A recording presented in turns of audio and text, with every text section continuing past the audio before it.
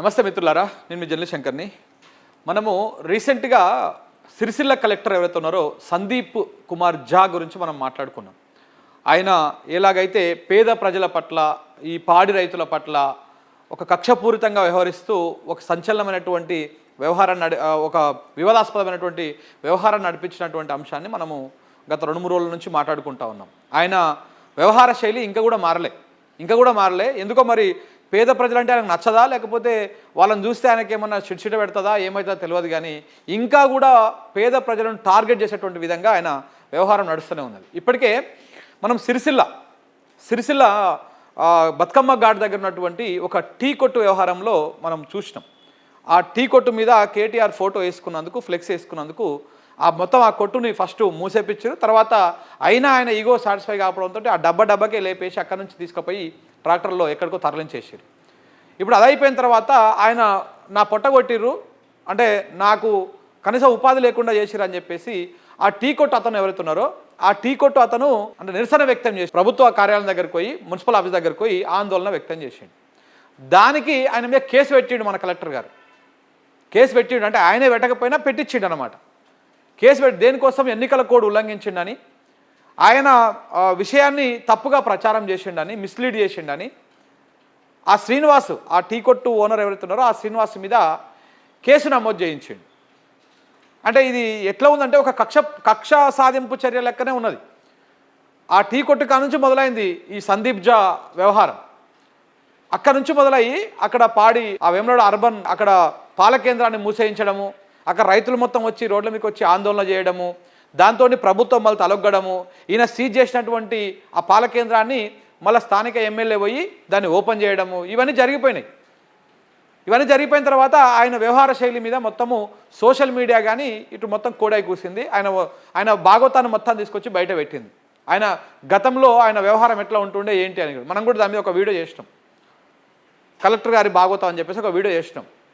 అయినా కానీ ఆయన అరాచకాలు ఆగుతలేవు. అగో సిరిసిల్లలో ఆగని కలెక్టర్ అరాచకాలు, ఛాయ దుకాణం అతని పైన కేసు పెట్టారు. ఇగో చూపిస్తాం మీకు అతను.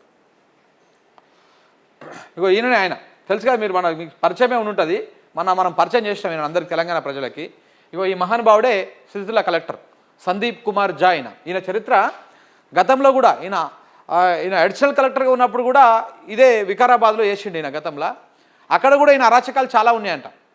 అక్కడ ఉన్నటువంటి నేను ఆ వీడియో చేసిన తర్వాత ఏదైతే నేను మన సిరిసిల్ల ఘటన మీద, ఆ పాల కేంద్రము, ఈ టీ కొట్టు, ఈ మొత్తం వ్యవహారం మీద ఒక వీడియో చేసిన తర్వాత చాలామంది ఫోన్లు చేశారు నాకు ఆ వికారాబాద్కి వెళ్ళి. అన్న మా దగ్గర కూడా ఆయన చేసిపోయింది, ఇక్కడ మామూలుగా ఉండదు ఆయన అరాచకము, కొంత ఒక తరహా మనిషి ఆయన అని చెప్పేసి ఆయన చాలామంది ఫోన్లు చేసారు. దాంతోపాటు ఆసిఫాబాద్కి ఈయన కలెక్టర్గా పనిచేసిండు. అక్కడ పనిచేసినప్పుడు కూడా ఇలాంటి వ్యవహారమే, ఎవరి మాట వినకపోవడము, ప్రజలకు వ్యతిరేకంగా నిర్ణయాలు తీసుకోవడము. దాని తర్వాత కొన్ని రోజులు నేను వేరే ట్రాన్స్పోర్ట్ డిపార్ట్మెంట్లోనే, డిపార్ట్మెంట్లో వేసారు అడ్మినిస్ట్రేషన్లో. తర్వాత ఇప్పుడు మళ్ళీ సిరిసిల్ల కలెక్టర్గా ఉన్నారు. కానీ ఆయన అరాచకాలు ఇంకా ఆగుతలేవు. ఇంకొకసారి మీకు ఇక్కడ చూపిస్తా. అయ్యో ఈయన మీద కేసు పెట్టారు. ఎన్నడు పెట్టారు? 19వ తారీఖు నాడు కేసు పెట్టారు. ఇగో ఇట్లా ఈయన నాన్సెన్స్ చేసిండంట. ఎన్నికల కోడ్ ఉల్లంఘించి ఇట్లా ఆయన భార్య, పిల్లలు ఆ ముగ్గురితోని మా కుటుంబాన్ని రోడ్డు మీద పడేసిర్రు, మమ్మల్ని ఆగం చేసిర్రు అని చెప్పేసి ఆయన పోయి ఆందోళన చేసిండు. ఆందోళన మీన్స్ అంటే నిరసన వ్యక్తం చేసిండు అంతే.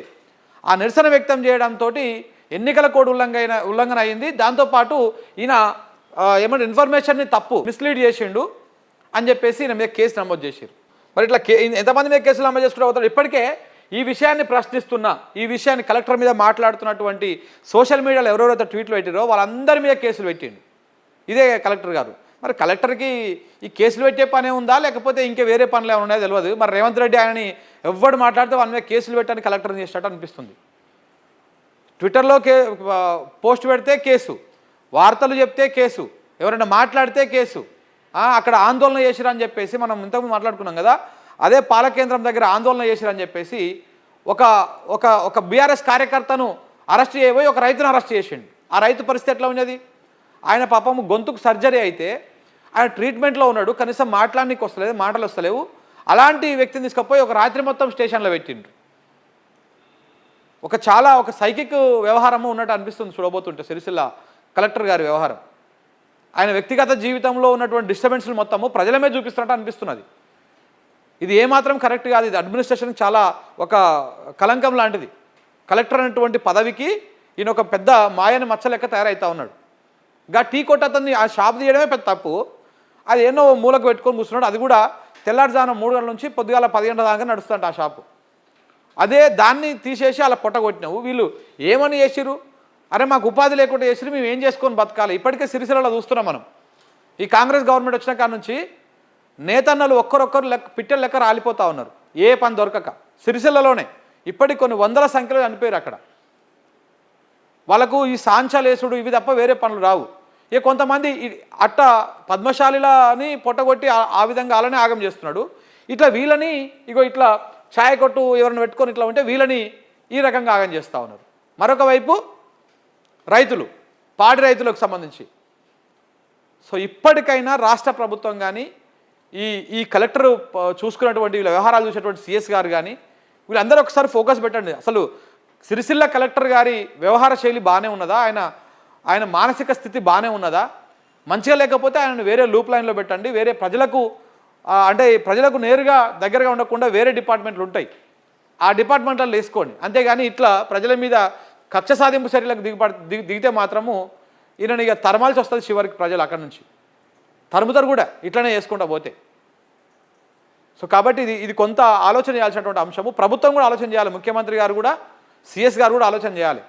ఇలా కేటీఆర్ మీద కోపంతో ఆడ కేటీఆర్ మొన్న ఈయన రోడ్డు మీద పడ్డాడని చెప్పేసి ఫోన్ చేసి, తమ్ముడు నేను చూసుకుంటా, నీ బాధ్యత నాది, నువ్వేం బాధపడకు, నీ కొట్టుకు తీసేస్తే నీకు ఎక్కడో ఒక దగ్గర ఉపాధి కల్పిస్తా అని చెప్పేసి ఆయన హామీ ఇచ్చిండు. ఆయన హామీ ఇచ్చిండు కదా, వెంటనే ఇక్కడ కేసు పెట్టారన్నమాట. ఇది ఏందో ఈ మొత్తము ఒక కక్ష సాధింపు లెక్క కనపడతా ఉంది. ఒక పార్టీ ఇంకొక పార్టీ మీద ఉంటుంది బేసిక్గా రాజకీయ కక్ష సాధింపులు. కానీ కలెక్టర్ గారికి ఎందుకు ఈ రాజకీయ కక్ష సాధింపులు? కలెక్టర్ అంటే పబ్లిక్ సర్వెంట్ కదా, పబ్లిక్ మంచి చూసుకోవాలి. ఆయన ఆ జిల్లా ప్రథమ పౌరుడిగా ఆ బాధ్యత ఆయనది. కానీ అది చేయకుండా ఈ రకంగా కక్ష సాధనలో పాల్పడతా ఉన్నాడు.